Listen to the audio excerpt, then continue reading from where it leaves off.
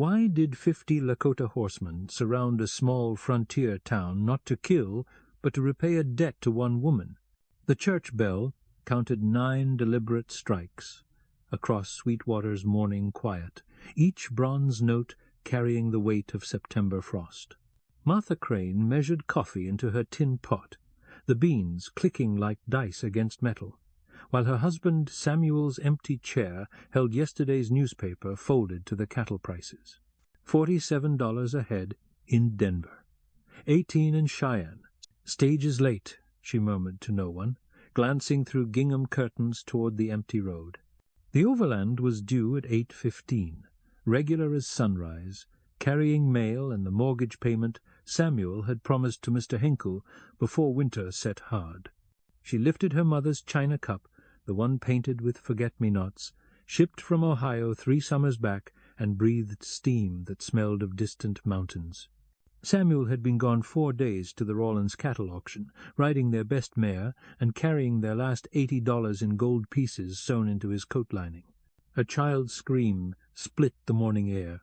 Martha dropped the cup. It shattered against pine floorboards. Forget-me-nots scattering like fallen petals as she ran toward the sound, her boots pounding the porch steps 2 at a time. At Willow Creek, 20 yards behind the schoolhouse, a Lakota boy thrashed in water turned copper-brown by yesterday's rain. Perhaps 8 years old, his braided hair streaming dark against the current as he fought to keep his head above the surface. His buckskin shirt pulled him down like lead weights, and his desperate fingers clawed at smooth creek stones that offered no purchase. Martha didn't hesitate. She plunged into water that bit through her wool dress like January teeth, her boots filling as the creek bottom dropped away. The current was stronger than it looked. Spring snowmelt, still pushing hard through September, carrying the taste of high-country pines and the promises of winter. The boy went under. She dove, her lungs burning as creek water filled her nose and mouth. Her searching hands found buckskin, then a small shoulder, then the boy's wrist thin as kindling. She pulled him up and back, fighting the current that wanted to take them both downstream toward the railroad bridge and the deeper pools beyond. Her feet found bottom. She lifted the boy's face clear of the surface, his lips blue as winter sky, his eyes closed. Water poured from his mouth as she carried him to the bank, her dress heavy as chain mail, her breath coming in sharp white puffs. "Come on," she whispered, pressing her hands to his chest the way her father had taught her with newborn calves. "Come on, little one." The boy coughed. Creek water spilled from his lips, and his eyes opened dark as coffee beans, wide with fear and gratitude. He tried to speak, but only managed a whisper in Lakota that she couldn't understand. His small hand gripped her wrist with surprising strength. "You're safe now," Martha said, smoothing wet hair from his forehead. "Safe." Behind them, the church bells struck the quarter hour. 9:15. The overland stage was 30 minutes late, and somewhere in the distance she could hear horses approaching at a gallop, too many horses for a mail run, coming too fast for good news. Martha helped the boy to his feet, noting the beadwork on his moccasins and the small medicine pouch tied to his belt with sinew. His people couldn't be far. She pointed toward the ridge beyond town, raising her eyebrows in question. He nodded, and pointed north, toward the high country where smoke sometimes rose from hidden valleys. Then he pressed something small and warm into her palm, a piece of carved bone, smooth as river stone, shaped like a running horse. His fingers closed hers around it, and he spoke a single word in English. "Thank." He ran toward the creek's north bank, moving like a deer despite his soaked clothing. Martha watched until he disappeared into the cottonwoods, then looked down at the bone horse nestled in her palm. The carving was exquisite, each line deliberate, each curve speaking of patient hands and careful eyes.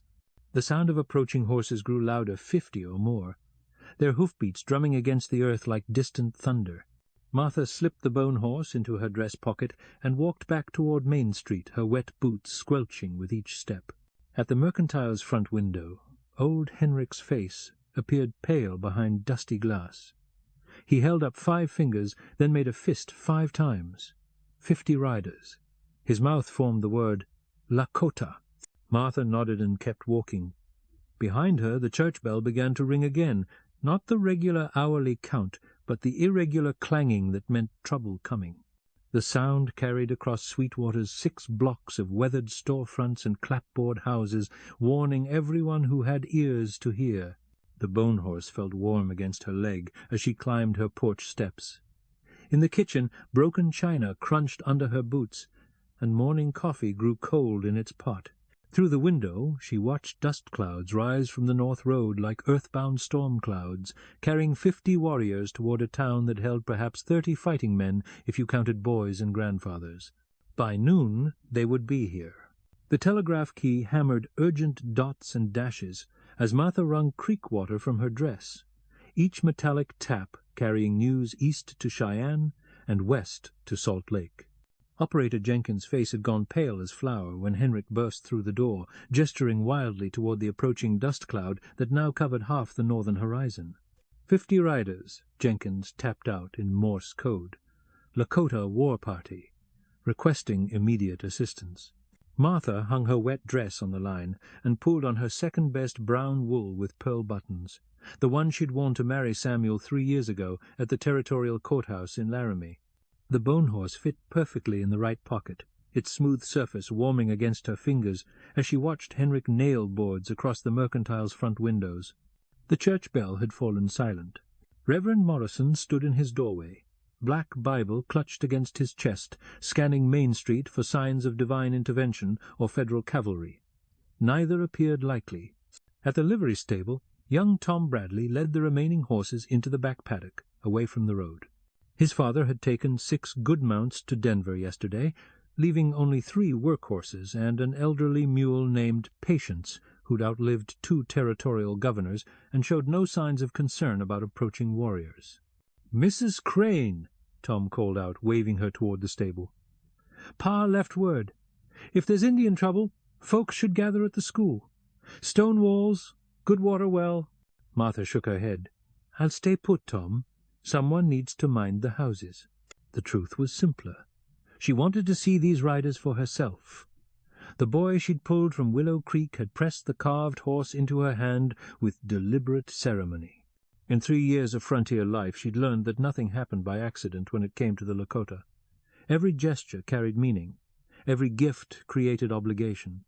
The dust cloud crested Lookout Ridge, and the first riders became visible warriors on painted ponies, eagle feathers streaming from decorated hair, rifles held across their thighs with casual authority. They rode in perfect formation, 5 abreast, their faces painted with red and white symbols that Martha recognized from Samuel's trading post conversations. War paint, but not the killing kind. Honor marks. She counted 47 riders before losing track in the shifting dust. Close enough to Henrik's estimate to make her stomach clench like a fist around cold coffee. The riders reached the town's northern edge and stopped, their ponies dancing restlessly in the afternoon heat. Their leader, a tall man wearing a war bonnet with trailing eagle's feathers, raised his right hand palm forward, the universal sign for parley. Martha stepped off her porch and walked down Main Street, her brown wool dress rustling with each deliberate step. Behind shuttered windows, she could feel the town watching Henrik from the mercantile, Jenkins from the telegraph office, Tom from the livery stable, a dozen others whose eyes followed her progress like prayers whispered in the dark. She stopped 20 paces from the lead warrior, close enough to see the scars on his painted chest and the silver bands decorating his horse's bridle. His eyes were the color of winter sky, pale and sharp, missing nothing. He studied her wet hair, her clean dress, the way she stood with empty hands visible at her sides. He spoke in Lakota, his voice carrying the cadence of formal speech. Martha caught perhaps 1 word in 10 child, water, honor, but the meaning was clear enough. The boy had made it home. The story had been told. Now came the reckoning. "I don't speak your language," Martha said, her voice steady despite her racing heart. "But if this is about the boy at the creek, he's safe. I pulled him out, sent him home." The war leader's expression didn't change, but something shifted in his posture, a slight relaxation that suggested understanding, if not agreement. He reached into a beaded pouch tied to his saddle horn and withdrew something small and white. Another carved bone, this one shaped like a woman with outstretched arms. He leaned forward and placed the carving on the ground halfway between them, then straightened and spoke again in Lakota. This time Martha caught more words. "Gift, debt, mother—" "No debt," she said, shaking her head. "Any mother would have done the same." But even as she spoke the words, she understood their futility. This wasn't about debt in the way white folks understood it. This was about honor, about the invisible threads that connected one life to another across the vast distances of prairie and mountain. The boy's rescue had created something that couldn't be dismissed with polite words. The war leader raised his hand again, and the 46 warriors behind him began to dismount. They moved with disciplined quiet, each man leading his horse to a different position around the town's perimeter. Not an attack formation, a perimeter guard, as if Sweetwater had become something worth protecting. Martha picked up the bone woman, feeling its familiar weight and warmth. The carving was exquisite, like the horse, each line speaking of patient skill and careful attention. She slipped it into her left pocket, balancing the horse on her right side. "Thank you," she called out, but the war leader had already turned his horse away, riding toward the group of warriors now making camp in the meadow east of town. They moved with the efficiency of men accustomed to living under open sky, their cooking fires sending thin smoke streams into the September air. Martha walked back toward her house, aware of shutters creaking open behind her, of whispered conversations resuming in doorways and storefronts. By evening the whole territory would know the story. The woman who pulled a Lakota boy from Willow Creek, and the 50 warriors who came to honor the dead. At her kitchen table she examined the 2 bone carvings by lamplight.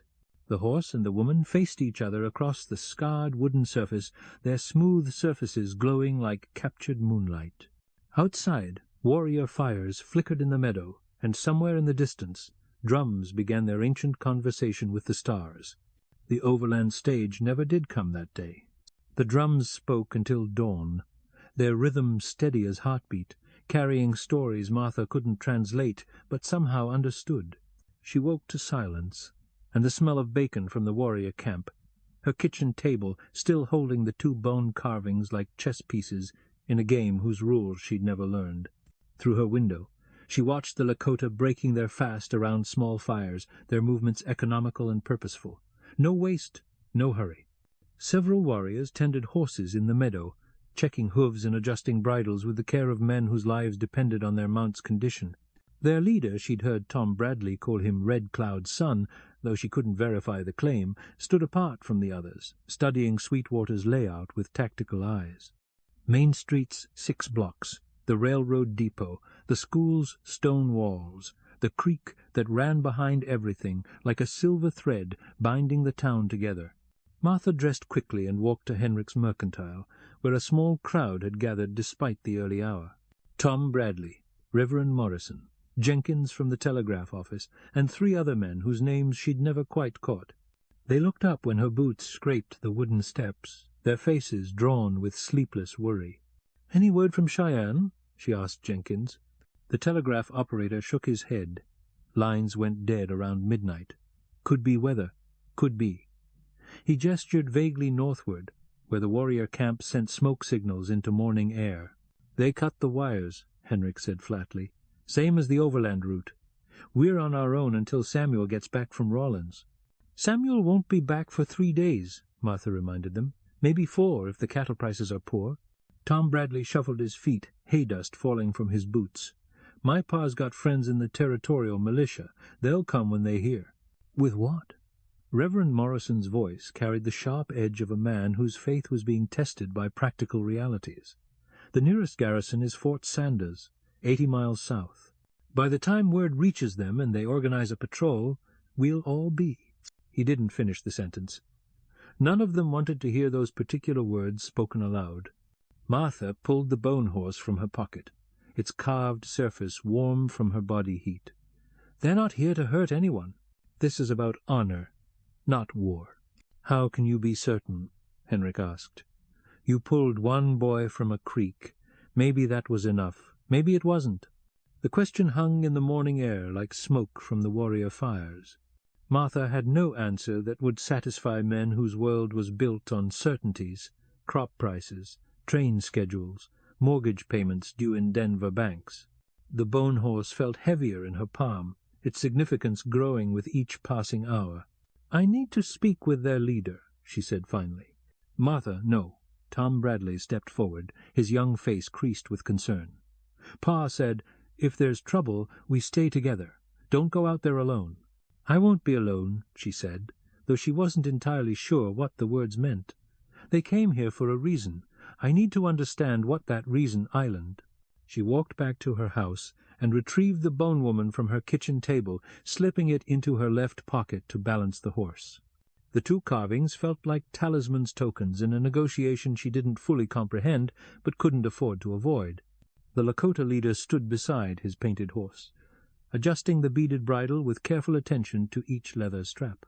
Up close, his scars were more visible, old bullet wounds, knife cuts, the accumulated evidence of a life lived on the edge between two worlds. His war paint had faded overnight, leaving ghost traces of red and white across weathered cheekbones. Martha approached slowly, her hands visible and empty.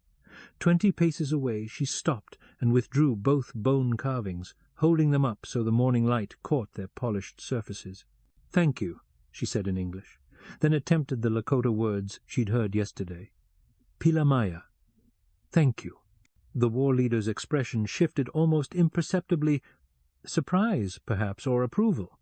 He spoke in accented English, his words carefully chosen.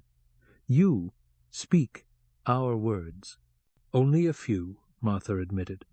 "My husband trades with your people sometimes. He taught me some." "Your husband?" The leader's pale eyes studied her face. "Where is he?" "Rawlins. Selling cattle. He'll return in 3 days." The leader nodded slowly, processing this information. Around them, Martha became aware of the other warriors watching, not hostile, but intensely curious. She was the first white woman many of them had seen up close, the first to venture willingly into their temporary camp. "I am Two Hawks," the leader said, touching his chest with one hand. "Son of Red Cloud, you are." "Martha Crane. Martha Crane." He repeated her name with careful pronunciation, giving each syllable its full weight. "You saved Runs Fast, my sister's son. This creates obligation." "No obligation," Martha said, echoing yesterday's words. "Any person would have done the same." Two Hawks shook his head firmly. "Not any person. You risked water, death for unknown child. This island. Honor debt." He reached into his saddle pouch and withdrew a third bone, carving this one larger than the others, more elaborate. A buffalo bull with lowered head and spreading horns, every detail perfect down to the texture of its shaggy coat. "My grandmother's work," Two Hawks said, placing the buffalo on the ground between them. "She carved it for the chief who saved her brother in the winter of starving time. Very old, very sacred." Martha stared at the carving, understanding finally dawning. This wasn't just gratitude for saving a drowning boy. This was formal recognition, ceremony, the kind of debt that bound tribes together across generations. The 50 warriors weren't here to threaten Sweetwater. They were here to protect it, to honor the obligation created when she'd pulled Runs Fast from Willow Creek. "I can't accept this," she said.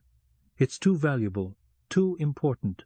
"You cannot refuse," Two Hawks replied. "Debt must be answered with gift of equal value. Buffalo represents strength, protection.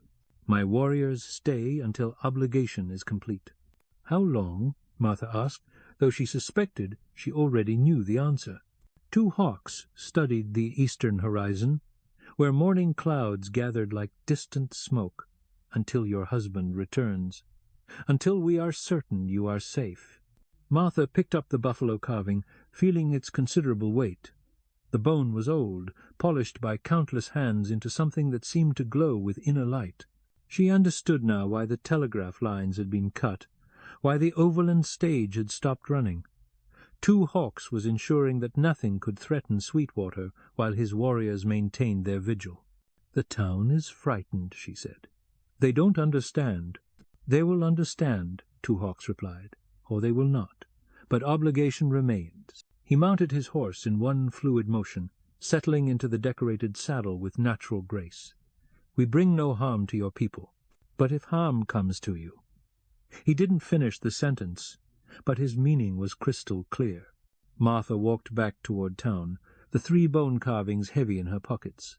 At the Mercantile, Henrik and the others watched her approach with anxious eyes, searching her face for signs of good news or bad. "They'll stay until Samuel returns," she announced. 3 days, maybe 4. "And then?" Tom Bradley asked. Martha looked back toward the warrior camp, where 50 mounted men represented enough fighting power to level a dozen towns Sweetwater's size. "Then we'll find out if honor is worth more than fear." The church bell began to ring the noon hour, its bronze voice carrying across meadows where Lakota ponies grazed and warriors maintained their patient watch. 12 slow strokes, marking time in a world where every hour brought new uncertainty and the price of salvation grew heavier in her dress pockets. By afternoon, the standoff had settled into an uneasy routine. The Lakota warriors maintained their positions around Sweetwater's perimeter, while the townspeople conducted necessary business with elaborate casualness, checking on livestock, fetching water from wells, visiting the privy behind the schoolhouse. Every movement was watched by steady, dark eyes, though no warrior interfered with the daily commerce of survival. Martha spent the day mending Samuel's winter coat, her needle pulling wool thread through torn seams while her mind worked through larger problems.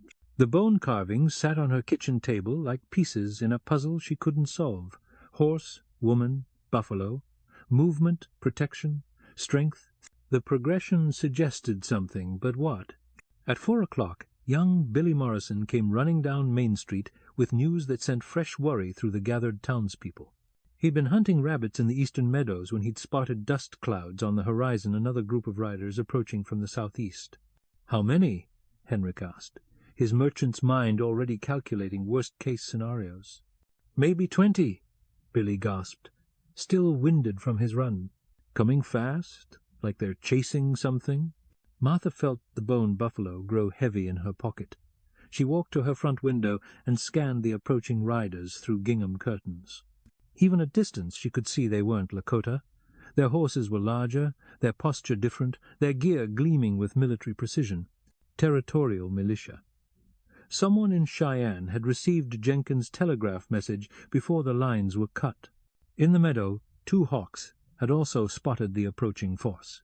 His warriors moved with fluid efficiency, mounting their ponies and arranging themselves in a defensive line between the town and the incoming riders. No hostile gestures, but their message was unmistakable. The road to Sweetwater now required their permission.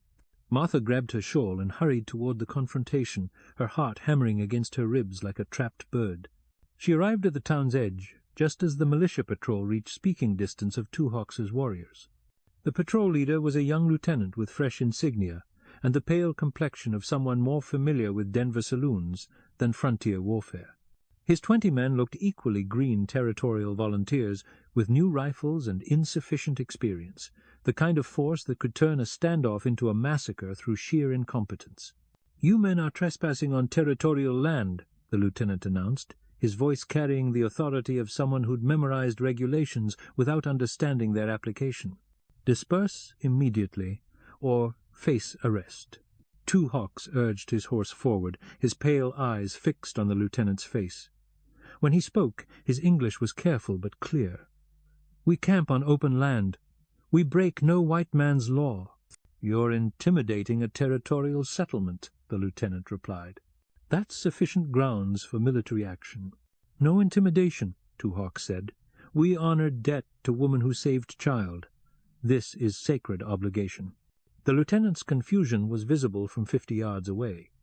His military training had prepared him for hostile raiders, not honor guards. He looked past Two Hawks toward the town, scanning for signs of battle damage or civilian casualties. Finding none, he seemed even more perplexed. "What debt?" he demanded. "What child?" Martha stepped forward before anyone could answer, her movement drawing attention from both groups. "Lieutenant, I'm Martha Crane. I live here in Sweetwater. These men aren't threatening anyone." The young officer's relief was palpable finally. Someone who spoke English and might provide a coherent explanation. "Ma'am, we received reports of a war party threatening this settlement." "Are you being held against your will?" "No one is being held anywhere," Martha said firmly. "I pulled a Lakota boy from the creek yesterday. These warriors came to honor that deed. They've caused no trouble, threatened no one. 50 armed Indians camped outside a territorial settlement constitutes a threat by definition," the lieutenant replied, though his voice lacked conviction. "I have orders to disperse any hostile gatherings." Two Hawks had been following the conversation with obvious interest. Now he spoke directly to Martha, his words carrying formal weight. "Tell white soldier we stay 3 days. We harm no one. If soldier attacks, we defend. Many die, both sides. Better he rides away." Martha translated, though the lieutenant's expression suggested he'd understood the essential message. Around them, the two forces faced each other across a gap of perhaps 30 yards, 20 nervous militia volunteers with new rifles, 50 seasoned Lakota warriors on trained war ponies. The mathematics were simple, and they didn't favor territorial authority. "Lieutenant," Martha said quietly, "these men have been here since yesterday. If they meant harm, they could have burned the town twice over by now. They're keeping a vigil, not planning an attack." The young officer looked genuinely torn between military protocol and practical reality. His orders were clear, but his situation was unprecedented. How do you arrest men who haven't broken any laws? How do you disperse warriors who aren't actually threatening anyone? "I need to send a report to Fort Sanders," he said finally. "Request further instructions." "Telegraph lines are down," Martha replied. "You'll have to ride to Laramie or Cheyenne." The lieutenant's face went through several expressions as he calculated distances, travel time, and the likelihood of his career surviving a premature engagement with superior forces. Around him, his volunteers shifted nervously in their saddles, fingers hovering near rifle, triggers with dangerous uncertainty. "We'll establish camp southeast of town," the lieutenant announced, his voice suggesting the decision was strategic rather than prudent. "Monitor the situation until communication can be restored." Two Hawks nodded with what might have been approval. "Good choice. We watch your camp. You watch our camp. No one dies today." The militia patrol withdrew to establish their position on a low rise overlooking the valley. Martha watched them arrange their camp with military precision sentries posted, horses picketed, cook fires lit in regulation formation. 20 scared young men, playing at being soldiers, caught between orders they didn't understand and realities they hadn't expected. "Now we have 2 camps," Henrik observed from behind Martha's shoulder. "Militia and Lakota both watching each other, both watching us." "Better than having them watching each other through rifle sights," Martha replied, though privately she wondered if the lieutenant's arrival had complicated or simplified their situation. 3 separate groups, each with different goals and different definitions of success. The arithmetic of honor was about to become much more complex. She walked back to her house as evening shadows stretched across Main Street. The bone carvings seemed heavier with each step, their significance multiplying like compound interest. Horse, woman, buffalo, movement, protection, strength. And now perhaps the beginning of something entirely unexpected, a test of whether 3 peoples could occupy the same space without bloodshed. The church bell counted 6 strokes across a valley, where cook fires sent 3 different kinds of smoke into the darkening sky. Samuel returned at dawn on the 3rd day, his mare lathered and winded from hard riding. Martha met him at the stable, where Tom Bradley helped unsaddle the exhausted horse, while Samuel stared across the meadow at the Lakota camp with the expression of a man whose world had shifted in his absence. "Sweet Jesus, Martha, what have you done?" She told him the story in quick, precise sentences. The drowning boy, the bone carvings, Two Hawks' obligation, the militia patrol camped on the southeastern ridge.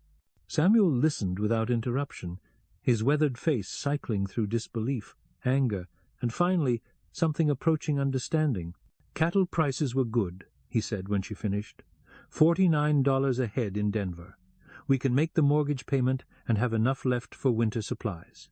He pulled a money belt from inside his coat, heavy with silver dollars that clinked like distant bells. "But if shooting starts—" "It won't," Martha said with more confidence than she felt. Two Hawks gave his word. The militia lieutenant is green, but not stupid. Everyone wants to avoid bloodshed. Samuel studied the bone buffalo she'd placed on the kitchen table, turning it over in his calloused hands with the care of a man who understood the value of skilled craftsmanship. "Red Cloud's son, you said. That's what Tom Bradley heard. Does it matter?" "Might." Samuel set the buffalo down with deliberate gentleness. "Red Cloud's been quiet lately, keeping his people north of the Platte. If his son is here on a sacred obligation, it means something significant in their world, not something he can walk away from easily." Through the window, Martha watched 2 hawks emerge from his painted lodge, moving with the controlled energy of a man whose patience was approaching its limits. The sacred 3 days were ending. Soon the mathematics of honor would require resolution. "I need to speak with him," Samuel said, reaching for his hat. "Man to man, husband to warrior. Maybe we can find a way through this that preserves everyone's dignity." Martha caught his arm. "Take these." She pressed the horse and woman carvings into his palm. "Tokens of good faith. Show him you understand the significance." Samuel nodded and walked across the meadow, his approach watched by 50 pairs of dark eyes. Martha observed from her kitchen window, too distant to hear words, but close enough to read postures and gestures. The 2 men spoke for perhaps 10 minutes, Samuel's hands moving in the universal language of negotiation, 2 hawks responding with the measured gestures of formal consideration. Then Samuel did something unexpected. He removed his hat and placed it on the ground between them, following it with his gun belt and the leather pouch containing their mortgage payment. The gesture was unmistakable. Complete trust, absolute vulnerability. Everything he owned, everything he'd worked for, placed in his former enemy's hands. 2 hawks studied the offered items for a long moment, then reciprocated. He removed his war bonnet and placed it beside Samuel's hat, followed by his rifle and the decorated knife from his belt. 2 men standing unarmed in a meadow, their possessions mingled like an offering to whatever gods might be watching.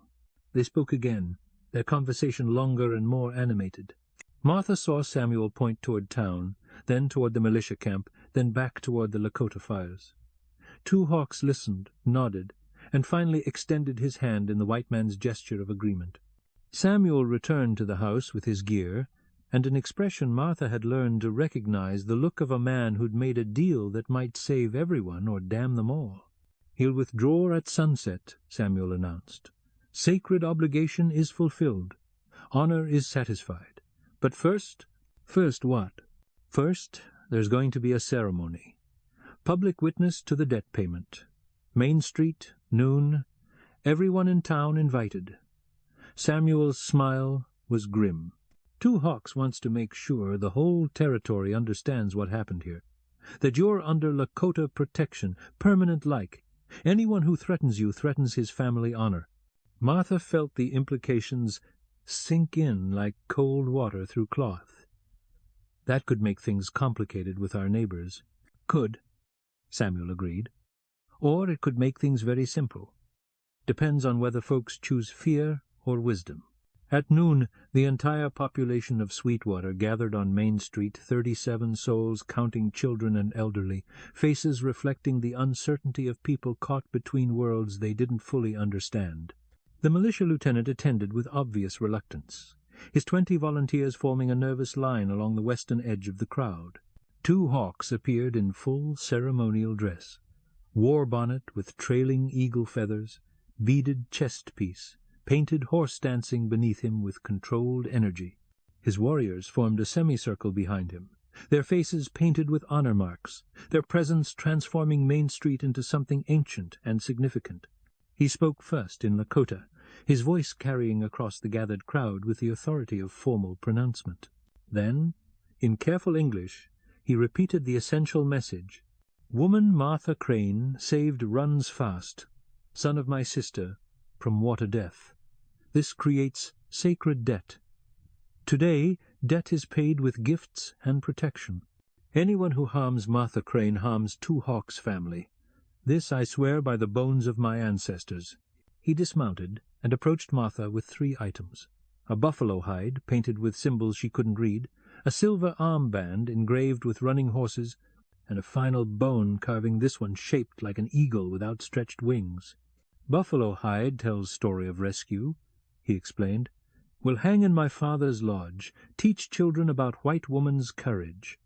Silver band marks you as adopted sister to Lakota people. Eagle carving." He paused, searching for words. "Eagle sees all, protects all. While you carry it, you carry our protection." Martha accepted the gifts with hands that trembled slightly, understanding that she was receiving more than ceremonial tokens. These were legal documents in a system of law older than territorial courts, carrying obligations and protections that would outlive them all. "Thank you," she managed. "I'm honored beyond words." Two Hawks nodded once, then turned to address the crowd. "Sacred debt is paid. Obligation is complete. But protection remains. This we promise." He mounted his horse and raised his hand in farewell. As one, his 50 warriors turned and began the long ride north, their movement as coordinated as a flock of birds changing direction. Within minutes, the meadow stood empty except for trampled grass and the lingering smoke from abandoned fires. The militia lieutenant approached Martha with an expression of professional confusion. "Ma'am, I need to file a report about these proceedings. For the territorial records." Martha looked down at the eagle carving, its bone surface warm in the afternoon sun. "Write whatever you think best, Lieutenant, but remember some things are more important than military regulations." As evening settled over Sweetwater, Martha arranged her collection of bone carvings on the kitchen table. Horse, woman, buffalo, eagle. 4 pieces in a puzzle that finally made sense. Movement, protection, strength, and soaring vision. The complete story of a rescue that had become something larger than itself. Outside, the church bell counted 8 strokes across a valley where 3 peoples had met and parted without bloodshed. The overland stage would resume service in the morning, the telegraph lines would be repaired, and life would return to its customary rhythms. But Martha Crane would never again be simply a frontier woman making coffee and mending clothes. She was now a bridge between worlds, carrying protection and obligation in equal measure, honored by warriors who kept their promises with the same precision they maintained their weapons. Samuel found her at the table, running her fingers across the smooth bone surfaces. "Any regrets?" he asked quietly. Martha considered the question, thinking of the boy thrashing in Willow Creek, the 50 warriors who'd risked everything for honor, the choice between fear and wisdom that faced every person in situations like these. "None," she said finally. "Sometimes the water rises, and you have to decide who you're willing to save." The eagle carving seemed to glow in the lamplight, its wings spread wide as if ready to carry their story across the vast distances of prairie and mountain, where other campfires burned and other people waited to learn what happened when courage met honor on a September morning in Sweetwater. 3 weeks later, the first snow-dusted lookout ridge like flour on a baker's table. Martha stood at her kitchen window, watching flakes drift past the glass, while she folded the last of Samuel's winter shirts. The bone carvings had found permanent places throughout the house. The horse on the mantel, the woman beside her sewing basket, the buffalo guarding the front door, the eagle overlooking their marriage bed. The overland stage ran on schedule again, carrying mail and passengers through a landscape that seemed unchanged, but somehow felt different. Word of the Sweetwater incident, as the territorial newspapers had dubbed it, had spread through mining camps and cattle towns from Colorado to Montana. The story grew in the telling. 50 warriors, 100 warriors, 1,000 warriors protecting a frontier woman who'd saved a drowning child. Henrik's Mercantile had seen increased business as travelers stopped to see the place where whites and Lakota had faced each other without bloodshed. The telegraph operator Jenkins found himself repeating the story daily for visitors who wanted to hear it from someone who'd been there. Even Reverend Morrison had worked the rescue into his Sunday sermons, finding in it proof of divine intervention and the power of Christian charity. But the real changes were smaller, more personal. When Sarah Henderson's youngest took fever, her husband rode north to the high country and left carved wooden toys at the tree-line gifts for Lakota children, payment for protection requested. When Tom Bradley's father returned from Denver with news of cattle thieves operating near the Colorado border, no one suggested forming a vigilante committee. Instead, they sent word north, through traditional channels, and found the thieves' horses wandering riderless 3 days later. The silver armband rarely left Martha's wrist, its engraved horses catching sunlight as she worked in her garden or hung laundry on autumn days. Twice travellers had recognized the markings and treated her with the careful respect reserved for those under tribal protection. A fur trader heading to Fort Laramie had tipped his hat and called her sister. A freight hauler had refused payment for delivering her winter supplies, saying only that debts run both ways. Samuel adapted to their new status with the pragmatic acceptance of a man who'd learned to read changing weather. His trading relationships with Lakota bands had improved dramatically. 2 hawks had spread word of the sacred debt, and other chiefs now treated Samuel as family, rather than merely another white merchant seeking profit from their needs. "Letter came on today's stage," Samuel announced, entering the kitchen with snow melting from his coat shoulders. "From the territorial governor's office in Cheyenne." Martha took the official envelope, noting the government seal and the careful penmanship of a bureaucratic clerk. Inside, formal language acknowledged the peaceful resolution of recent tensions and commended both parties for their restraint and wisdom. The governor requested a detailed report for territorial records and mentioned the possibility of future negotiations based on the Sweetwater model. "They want to study us," Martha said, setting the letter aside. "Figure out how to bottle what happened here." "Can't be bottled," Samuel replied, warming his hands over the cook stove. "What happened here was personal. One woman, one child, one moment when someone chose courage over caution." Through the window, Martha watched snow accumulate on the meadow where 50 warriors had kept their patient vigil. The grass would grow back in spring, erasing the last physical evidence of their presence. But the story would remain passed down through generations on both sides of the cultural divide. White children, learning about the importance of doing right regardless of consequences, Lakota children hearing about the woman who risked her life for a stranger.